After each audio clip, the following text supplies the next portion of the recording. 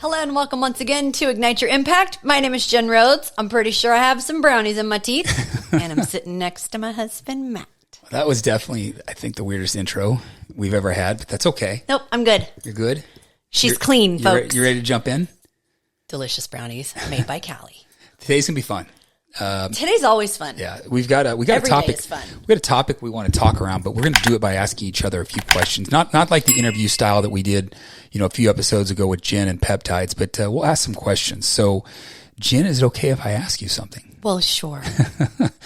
Well, first, these are going to be more rhetorical questions. I don't want you to answer them. But who decided? Yeah, who decided what was normal? Seriously, who decided it was normal to gain an extra 20 pounds when you turn 40?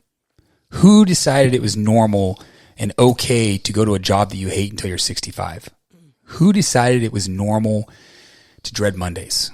And I think my last rhetorical question is my favorite, and I'm not there yet. But who decided at 50 you have to slow down? I've been kind of thinking about this all week.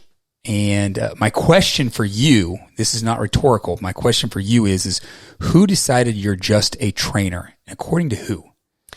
I love that normal question. Questions. Yeah, no, it's a great question. I love that question because I don't think most people realize almost everything we believe started as someone else's belief, right? We borrow our language. It's passed down from generations, from eons, right? We borrow our habits. I can think of several that I was taught from both parents and grandparents, right? We borrow our oh, I'm getting stuck. It's those brownies tripping me up. We borrow our expectations. We borrow what we think success looks like, right? Absolutely. And without realizing it, we borrow our limitations too. Yeah. So now you can see why I opened up those questions to get us set. But, we hear this from people all the time that you just got to believe in yourself when you're doing anything.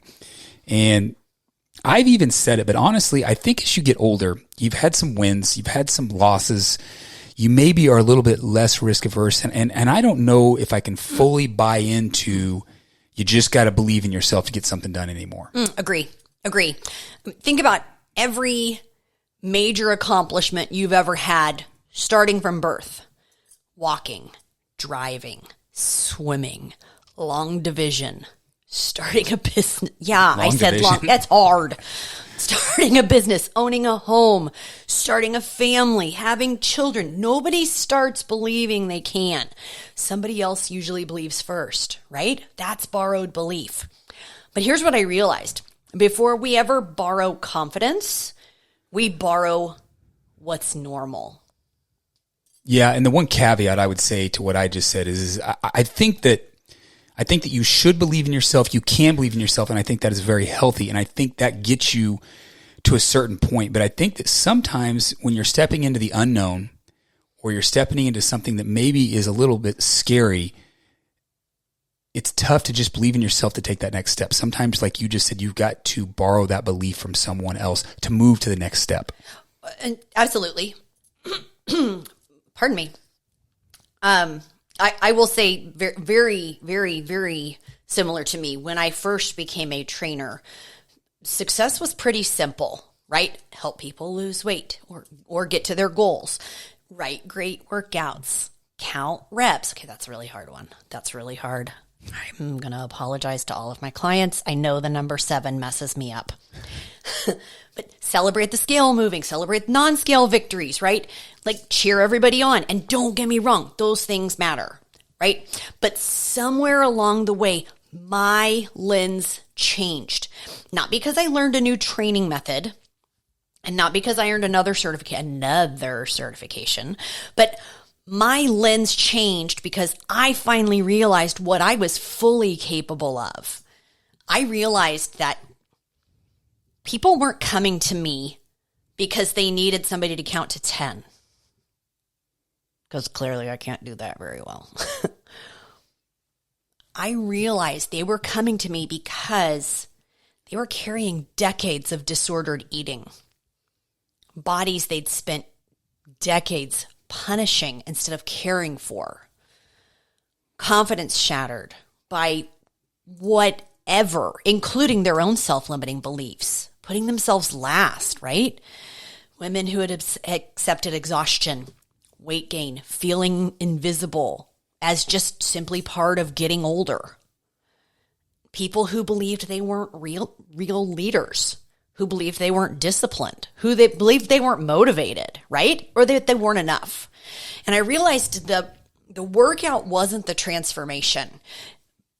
It was the vehicle. Every rep became evidence. Every workout became an opportunity to rebuild trust in themselves. And we just started stacking wins. Every conversation became a chance to replace a borrowed belief with a new one. I've got dozens of examples of this. But once I realized the depth of what my coaching could truly do, I couldn't unsee it. My lens changed because I stopped seeing potential as a possibility and started seeing it as an expectation, not only of myself, but of my other coaches too. We aren't just trainers.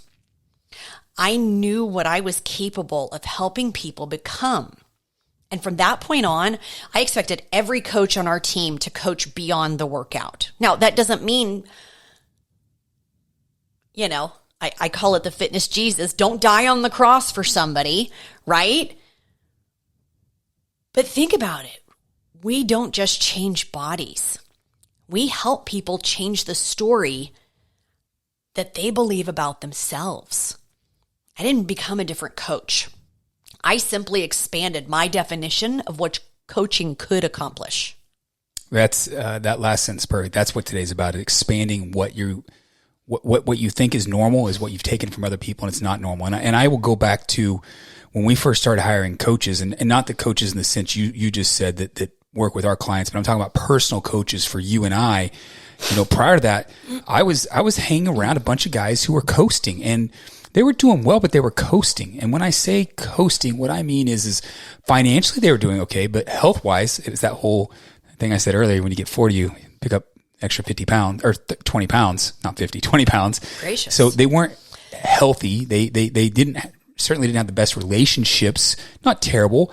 And they mentally weren't probably the best, is I guess the way they just weren't climbing, is what I mean. There wasn't any drive. They weren't reaching. Yeah, and it felt weird for me. But I felt like this is kind of what my life was like there for a brief moment. I say a brief moment, probably a few years. And they told me verbally and through actions that it is normal to start gaining weight as you age. Oh, because you're traveling. They also told me it's not normal to drive hard and do something outside of your W-2, which I was doing with you. We were in the gym business. And I was basically borrowing their beliefs there for a few years and their habits, and fell right into pattern. And I fit in well, but something just didn't feel right for me at that time. I knew that wasn't the normal. I was borrowing the wrong beliefs and the wrong habits. And I knew this just wasn't my path, and I was born to do something more. And it goes back to where I changed this I said coaches, we hired our first business coach, and you know what? He showed us that it was okay to go after more business and do more. And then he surrounded us by other business owners that were doing the same thing. And then we hired our second coach. It was my fitness coach that I hired. And he showed me it was okay to have a little bit of vanity and want a six-pack. You didn't have to be 40 years old and be 20 pounds overweight. And then he put me around other clients that were doing the same thing. Mm-hmm. And then I think about my third one, the mindset coach, the same way. We hired him, and he taught us that it was okay to focus on those mental areas that would help fix the fitness, help fix the finance, help fix marriage, all those things, focusing on that thing. And then he put us around his people as well. And like your story, we didn't just wake up as new people one day. We changed what our definition of success was based on who we were around and what we were shown that is possible. And I think a lot of people experience that. They know they didn't wake up one day and their life changed, but things are different because they were around a new normal. I call it new normal. Yeah. Mm-hmm. Yeah, definitely challenging every belief that we had up until that point in all three of those areas, right? But that's what rooms do. People think they buy information. No, they buy proximity. right? Because proximity changes your scope of normal. Yeah. And I don't want to go back into an environment. We talked about that last week, but hiring those coaches did change our proximity to other people because they put us in the right rooms. We physically paid that coach for a result, but then we got more because of the proximity we were in with other people, And I think one of my favorite examples of this is a client you were telling me about recently. I think you know who I'm talking about. Can you tell that story? I think that one will hit. I love this story. Her story will blow your mind. First, the physical transformation. Decades of the belief that this is just my body. This is the way the women in my family are made. And we shattered that belief in 2 years, a year and a half actually. And I finally made her change her photo inside our app. Do you remember that? We are talking about the right client. I want to make sure it was the right story. Yep. That bitch don't live here anymore. Get her out of here. That's not you anymore. And it took her a second to really kind of let go of that old identity. But from the day that I've met her, she is a leader. She is a leader. She is in just about every volunteer leadership organization you can think of. She is a leader. She has the experience. She already has the work ethic. And she already has the respect of everyone around her, including in her church. She is a true lead. I want to be her when I grow up, even though I'm 2 months older than her. Anyway. Guys, this is a fascinating story. Listen carefully as she walks through this. So, in fact, her position that she was in, she was already in the succession plan to become the next CEO. The current one needed to retire, and it was about a 3 to 4 to 5 year plan. The organization had already been preparing her for it for years. Everyone knew she was capable. This is technically your job. We just got to get this other chick out of the way so she can retire, right? Everyone believed that she was capable. Everyone except her. She knew she was going to have it. She didn't know if she deserved it. And every conversation sounded the same. I'm just ... I don't know if I'm ready. I'm not sure I can handle it. I'm not sure I want to do this. And every time she'd say it, I'd ask the same question. According to who? Who told you that? When did you decide that? Where did that belief come from? Because the woman sitting in front of me was not lacking ability. God, she's a genius. I just really I admire her, right? She was carrying a borrowed belief. So we stopped trying to build confidence and just started gathering evidence. The evidence was there.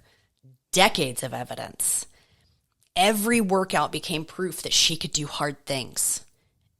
Every pound she lost wasn't just weight. It was another layer of doubt that she no longer had to carry. That bitch don't live here no more. Change the picture. That's not you anymore. Every difficult conversation she had, every decision she made, every boundary she set and then enforced, every time she spoke up instead of shrinking, that was evidence. And little by little, her identity started catching up to the woman everyone else had seen all along. And I'm getting goosey. Ooh, hold on. I told you this is a great story. It's so good. It's so good. Something incredible happened. She was recruited by another organization for essentially a CEO role. Vice president, but still, this is an apex role. This role is so big, it eclipses what she was being prepared for. She was recruited by another organization, not because she suddenly became more qualified. She had always been qualified. She had always been that person. She finally just gave herself permission to become the person she already was. And that's what I mean when I say transformation, because it's not about changing who you are. It's about removing borrowed beliefs that you've been hiding who you've been all along. And sometimes your future isn't waiting for you to become someone new. It's waiting for you to believe what everyone else sees. Anyway, I'm going to go cry in a corner because I'm just so freaking proud of her. And the promotion wasn't the breakthrough. It Yeah. was just the evidence. It was just the evidence. Everything you just said, sometimes we don't need to make radical changes. We need to step into who we really are. Mm-hmm. And, the job didn't make her the CEO, obviously. It was, she'd become what other people had already noticed. Yeah. Yeah. Yeah, that's coaching. People think I coach workouts. Sometimes. But what I really coach 24/7 is identity. Because every behavior is simply an expression of who you believe you are. Someone who says, I'm not disciplined. According to who? I'm bad with money. According to who? Jen, you don't understand. I'm too old. What? According to fucking who? Right? I'm just a mom. There's no way I can lift that. According to who? I love blowing people's minds. I'm just a trainer. According to who? Right? Every one of those has a birthday, and every one of those started somewhere. And once you identify where it started, you can decide whether it deserves to stay. Yeah. I told you the coaching story earlier, but I mean, I can relate to what you just said and something different. I remember going to my first real estate conference. But let me back up. Before going to that conference, I'd had a ton of training. I'd been through over a year of pretty hardcore training, but it was nothing real world. And my coach kept saying, you've got this. I know you can do this. And he believed in all the coaches. I had a handful of coaches, and they were very successful in real estate. But I started to think, I have some things under my belt that they don't have. I've been married for 25 years. I've raised 2 kids. I've had successful businesses. I've successful in corporate America, but I didn't have this real world real estate experience. I hadn't stepped into the position like you were just talking about in your story. And I said, if they can do it, I can do it. But every time I drive by in a big apartment complex, I'd be like, ugh, man, Matt, you don't know. I don't know, Matt, if you can do this. But I borrowed that belief, and before the convention or conference, I raised a lot of money with investors. I didn't have a deal. So these were basically soft commits that people were committing to it when I did get a deal. And what I did have is I had $4 million in soft commitments from investors. Now, some of those were 50,000, some 100,000, some more, but it was a lot of investors who'd said, it's a lot of belief in you. They said, hey, you know what? When you get a deal, if it looks good, I want to see it and I'll do this. So that first big imposter syndrome, I kind of stepped over that with my coach's beliefs and raised that money. And then I got to the conference. And I go there looking for a sponsor, just so everyone knows what a sponsor is. That's someone who has tons of experience, who's done multiple deals, and they can bring you on and train you in the real world. And I see all these guys and gals that have done deals at this conference. They've made money for their investors. And here I am with no real world experience. And guess what happens? That imposter syndrome kicks in again. I shouldn't be here. I don't deserve to be here. And one of my coaches, his name is Lucas. Lucas could tell that I was intimidated. So he made me believe. He let me borrow his belief. And he physically, when I say physically, he physically grabbed my arm. Do you remember that? I do. Grabbed my arm and drug me in front of some sponsors, different sponsors. And I talked to one, go to the next. And he introduced me by saying, hey, you need to meet this Matt Rhodes guy. He's from Kansas City. He's been successful in the fitness business. He's been successful in corporate America, and he's crushing it. He's got $4 million in soft commits. And I think you guys should talk. And what happened was amazing. These guys and gals that had all this experience said, let's talk. Let's go through this. Let's decide if we can work together. And I had borrowed his belief in that situation where he physically made me borrow his belief. And I had to step in. Screaming. I had to step into what he'd seen all along, because he didn't stand there with me during the conversation. He introduced me and then said, hey, I need to go talk to someone. And he left me there to talk to these people. The next thing you know, we're doing deals. We're working with sponsors. I have real world experience. We're building a track record. Things are going right. Just like that story you just talked about, the woman who stepped into where she was supposed to be. But it all started with that coach showing me that I could do it, helping me understand how to raise money and how to do that, and then stepping into what he saw in me. So I guess I would go back and say, because I didn't have confidence. I had confidence in me, but I didn't have confidence that I could get this all done. So maybe the confidence isn't actually the goal that you should be going after, whatever you're trying to step into. Maybe the goal is you should start questioning what your normal is. Exactly. Yes. I love that. Because once you question your normal, you can make room for a new belief. Yep. Right? You borrow belief from someone who's already living where you want to go, and then you collect evidence, right? Enough evidence that one day maybe you don't need to borrow it anymore. Now you're grabbing people's arms and being like, let's go find you a sponsor. Let me steward for you, right? You don't need to borrow it anymore. It becomes your confidence.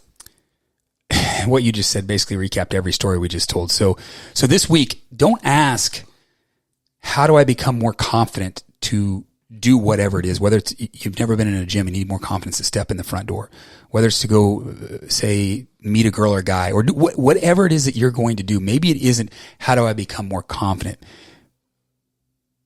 What belief am I living in that isn't actually mine? That's what you have to ask yourself. What belief am I living in that is not actually mine? I think ask one additional question after that. What's that? According to who? Right? What belief am I living in that's not actually mine, and according to who is it? According to who, right? Because that one question has changed my business, my coaching, my marriage, the way I parent, my friendships, right? My faith, my entire life. If someone handed you a limitation, someone else can hand you possibility. But eventually the greatest gift you can give yourself is becoming your own proof. I love it. Let's wrap there, but what is it again they should be asking themselves this week? Let's leave them with that. According to who? When did you decide that? I Why love is it. that important to you? I know. So many. All right. We're We're going to wrap here. Cold wrap. That's all right. We'll talk to everyone next week. No brownies.